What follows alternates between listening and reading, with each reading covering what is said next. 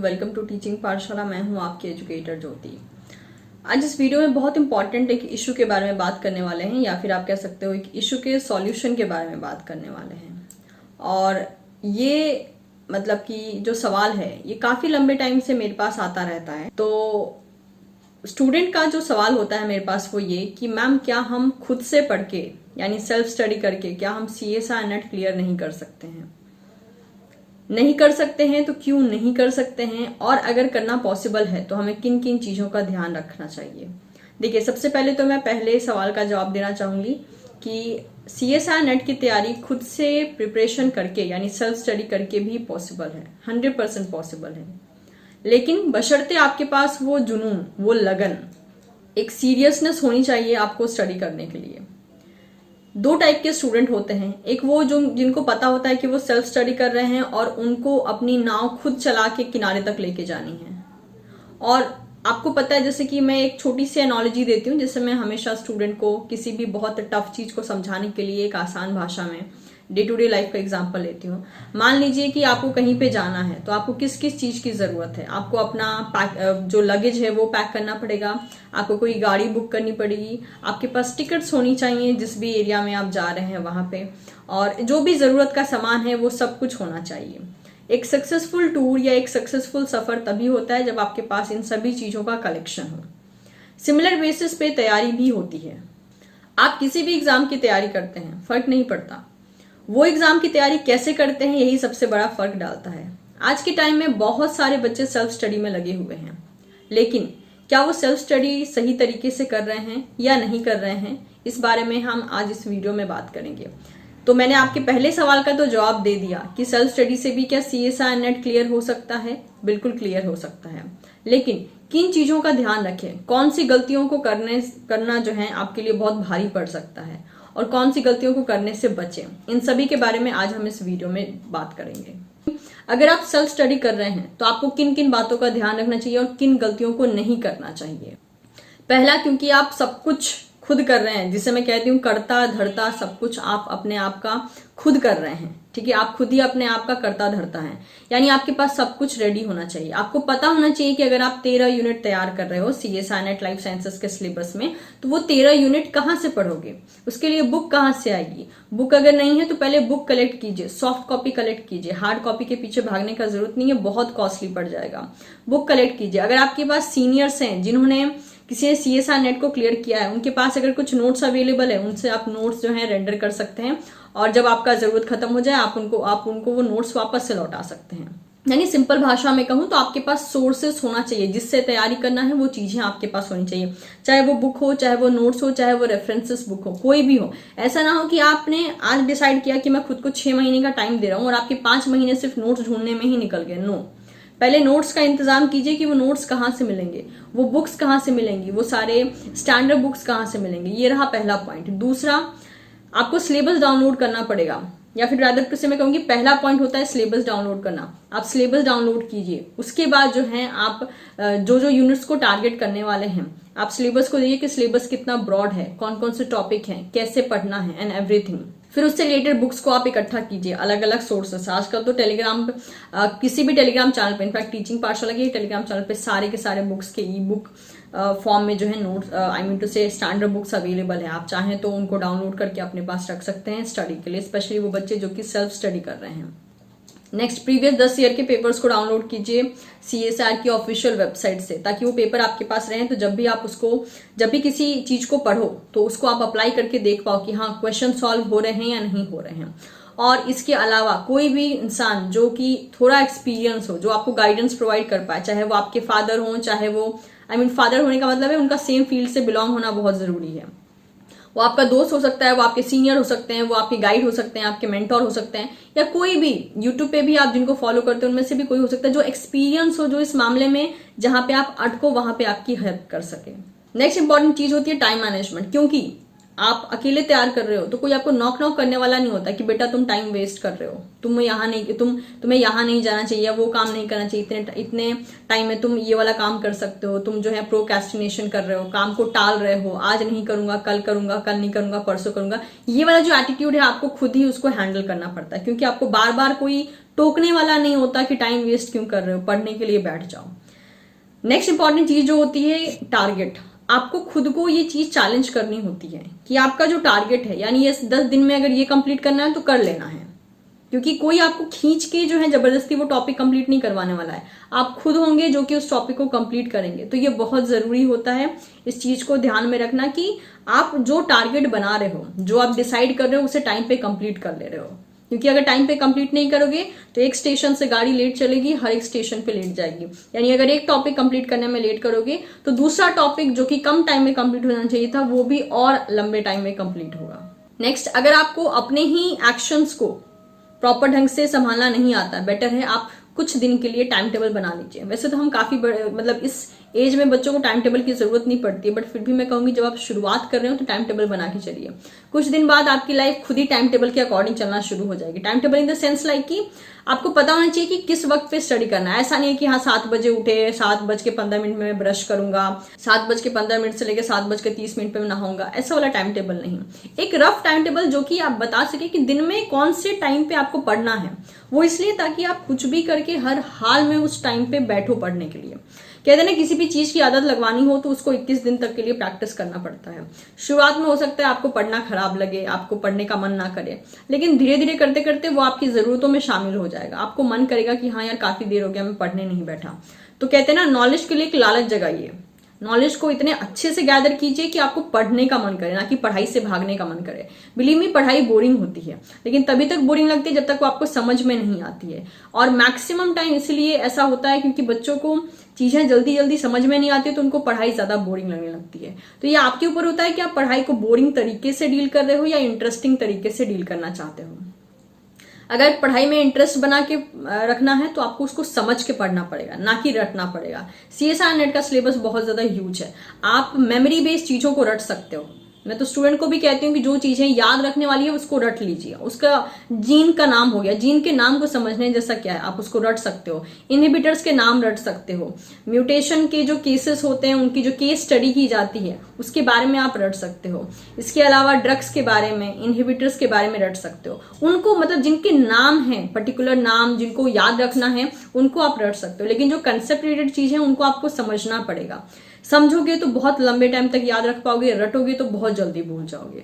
Next and last सबसे important चीज, revision. Revision एक ऐसी चीज है ना जो कि चाहे आप किसी इंस्टीट्यूट में पढ़ रहे हो, चाहे आप सेल्फ स्टडी कर रहे हो, अगर आपने रिवीजन को ढंग से रेगुलेट नहीं किया, सारी चीजें जो है गड़बड़ हो जाती हैं।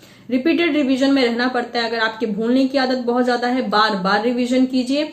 भूलने की आदत कम है, यानी आप चीजों को बहुत लंबे टाइम तक याद रख पाते हो, तो आप जो है हफ्ते के यानी 1 वीक के एंड में कर सकते हो, 15 दिन के बाद कर सकते हो, 1 महीने में भी कर सकते हो। लेकिन डिपेंड करता है, कहते हैं ना कि जितनी नई चीजें हम पढ़ते हैं उन नई चीजों को भूलने का जो मतलब इंटेंसिटी होता है वो थोड़ा ज्यादा होता है। लेकिन जो रिपीटेड रिवीजन होता है आपको ट्रैक पे रखता है कि यस आप उन सब चीजों को जल्दी भूलो नहीं। इसलिए रिपीटेड रिवीजन बहुत ज्यादा जरूरी है, क्योंकि एग्जाम में फाइनली आप जो परफॉर्म करके आते हो वो आपके रिवीजन का ही रिजल्ट होता है। जितना अच्छा आपने रिवीजन किया होता है उतना ही अच्छा आप वहां पे परफॉर्म करके आते हो। आपने भले ही कोई एक चीज पढ़ी हो, बहुत इंटरेस्टिंग हो, याद रह जाएगी, लेकिन सारी चीजें याद नहीं रहेंगी, क्योंकि जब आप 13 यूनिट डील करने लगते हो ना तो बहुत सी इंटरेस्टिंग चीजें आती हैं, और जब बहुत सी चीजें एक जैसी हो जाती है तो इंटरेस्ट अपने आप लूज होने लगता है। आप कितनी इंटरेस्टिंग चीजें सुनोगे, धीरे धीरे इंटरेस्ट लूज होने लगता है। इससे जरूरी होता है रिपीटेड रिवीजन को करना। And last but not the least, सबसे पहले प्रीवियस ईयर क्वेश्चन को सॉल्व कीजिए। टाइम रह जाए उसके बाद किसी मॉक टेस्ट को ज्वाइन कीजिए या किसी टेस्ट सीरीज को ज्वाइन कीजिए, क्योंकि जो लास्ट 10 साल की जो पेपर है उनसे ज्यादा बेटर आपको पेपर कहीं नहीं मिलेगा। चाहे आप किसी भी इंस्टीट्यूट का मॉक टेस्ट ज्वाइन कीजिए या फिर टेस्ट सीरीज ज्वाइन कीजिए, तो उन 10 साल के पेपर को सॉल्व करना बहुत जरूरी है। वो आपको एक बहुत बेटर अंडरस्टैंडिंग देते हैं और साथ ही साथ बहुत अच्छे से आपको इवेलुएट करके बताते हैं कि आपका परफॉर्मेंस कैसा है, क्योंकि उसका स्टैंडर्ड जो है पूरा सीएसआई नेट का ही है वो पेपर, इसलिए उसका स्टैंडर्ड काफी अच्छा खासा सेट हो के रखा है। तो ये सारी बातें हो गई कि सेल्फ स्टडी कैसे इफेक्टिव की जाए। बट लास्ट में मैं आपको एक और सजेशन देना चाहूंगी, यूजफुल भी हो सकता है या फिर हो सकता है यूजफुल ना भी हो, बट यस मैं अपने एक्सपीरियंस, अपने टीचिंग एक्सपीरियंस से कह रही हूँ। आप सेल्फ स्टडी करते हो, बहुत अच्छी बात है, लेकिन सेल्फ स्टडी भी ध्यान से आपको करनी पड़ती है। क्यों? ये समझना कि आपको किसी के गाइडेंस की जरूरत है या नहीं, कोई और आपकी हेल्प करे आपकी तैयारी में, ये आपको जरूरत है या नहीं है, ये चीज को समझ जाना, जितनी जल्दी आप समझ जाओगे उतना ज्यादा अच्छा होता है। अगर आप ये जानते हो कि नहीं भाई मैं तो अकेले ही तैयारी कर लूंगा, बहुत अच्छा है। जानना बहुत जरूरी है कि आपको किसी की जरूरत है या नहीं है, ये पता रहना बहुत जरूरी है, ताकि आप टाइम पे हेल्प मांग सको। Help in the sense like, मान लीजिए आप एक ऐसे स्टूडेंट है, मैं एक केस आपके सामने डिस्कस कर देती हूँ। मान लीजिए आप एक ऐसे स्टूडेंट है जो पिछले 3 साल से तैयारी कर रहे हैं, सेल्फ स्टडी कर रहे हैं, फिर भी आपका CSR क्लियर नहीं हो रहा है। तो माई क्वेश्चन इज कि 3 साल तक क्यों वेट कर रहे थे? आपको 1 साल में ही समझ में आ जाएगा कि आपसे खुद से प्रिपेयर करके हो पाएगा या नहीं हो पाएगा। खुद को 1 साल से ज्यादा टाइम मत दीजिए, सेल्फ स्टडी में 1 साल से ज्यादा टाइम वेस्ट मत कीजिए। अगर 1 साल से ज्यादा हो गया है आपको तैयारी करते हुए, बेटर है कि फिर आप किसी इंस्टीट्यूट की मदद ले लीजिए। वो इंस्टीट्यूट ऑनलाइन हो सकता है, ऑफलाइन हो सकता है, आपके घर के पास हो सकता है, सिटी के बाहर हो सकता है, कहीं भी, क्योंकि आप खुद से ट्राई करके देख चुके हो रहा है या नहीं हो रहा है। और अगर नहीं हो रहा है तो भले किसी इंस्टीट्यूट की हेल्प ले लीजिए 6 महीने के लिए, क्योंकि उससे आपको आइडिया मिल जाएगा कि कमी कहाँ है। ऐसा ना हो कि आपको एक्चुअल में गाइडेंस की जरूरत हो, आपको सीख की जरूरत हो, जो कि आप टाइम पे नहीं ले पाओगे, तो क्या होगा, इंटरेस्ट खत्म हो जाएगा। आप एक टॉपिक को कितने वक्त तक इंटरेस्ट के साथ पढ़ सकते हो? 1 बार, 2 बार, 3 बार, उससे ज्यादा नहीं। अगर मैं आपको जो है हर 6 महीने बाद DNA के बारे में बताऊंगी, जब पहली बार बताऊंगी आप बहुत इंटरेस्ट के साथ सुनोगे और आपको बहुत इंटरेस्टिंग भी लगेगा, लेकिन जब वही सेम कंसेप्ट मैं दोबारा बताऊंगी, तीसरी बार बताऊंगी, 4th टाइम, 5th टाइम, तो आपको अच्छा नहीं लगेगा। सिंपल भाषा में कहूं तो मैं आपको ये समझाना चाहती हूँ कि पढ़ाई का जो इंटरेस्टिंग फेज है ना, वो भी एक पर्टिकुलर टाइम तक ही चलता है। इसलिए कभी भी अगर आप सेल्फ स्टडी करो ना, आपको 1 साल में ही समझ में आ जाएगा कि आपसे खुद से प्रिपेयर करके एग्जाम क्लियर होने वाला है या नहीं होने वाला है। अगर आप 1 साल में क्लियर कर गए, बहुत अच्छी बात है, क्योंकि 1 साल काफी होते हैं खुद को वक्त देने के लिए। लेकिन अगर आप 1 साल में प्रिपेयर नहीं कर रहे हैं, बेटर है किसी के गाइडेंस के अंडर चले जाइए, किसी इंस्टीट्यूट के अंडर चले जाइए, वहां से तैयारी करना शुरू कर दीजिए। क्योंकि ऐसा क्या होगा ना कि आप फिर ना इधर के रहेंगे ना उधर के रहेंगे, ना आप खुद से प्रिपेयर करके पास हो पाएंगे, और उसके बाद मान लीजिए आप 3 साल तक आपने सेल्फ स्टडी किया, उसके बाद कहीं इंस्टीट्यूट में जा रहे हो, वो इंस्टीट्यूट आपको कितने भी इंटरेस्टिंग तरीके से क्यों ना समझा ले, आपको इंटरेस्ट नहीं आएगा, क्योंकि आप उन चीजों को 3 साल से पढ़ चुके हो। अब चौथी बार दोबारा पढ़ रहे हो किसी और के थ्रू, तो इंटरेस्ट जगाना सेम टॉपिक पे इट्स वेरी वेरी टफ। जो बच्चे जानते हैं, जो बच्चे बहुत लंबे टाइम से प्रिपेयर कर रहे हैं, वो मेरी बात से एग्री करेंगे कि सेम टॉपिक को बार बार पढ़ना अच्छा नहीं लगता है। तो बेटर होता है अगर आप सेल्फ स्टडी कर रहे हैं तो उस वक्त पे आपको ये पता हो कि हेल्प कब मांगनी है। ओवरऑल मैं यही कहना चाहूंगी कि हमारा जो एम है वो है एक मंजिल तक पहुंचना।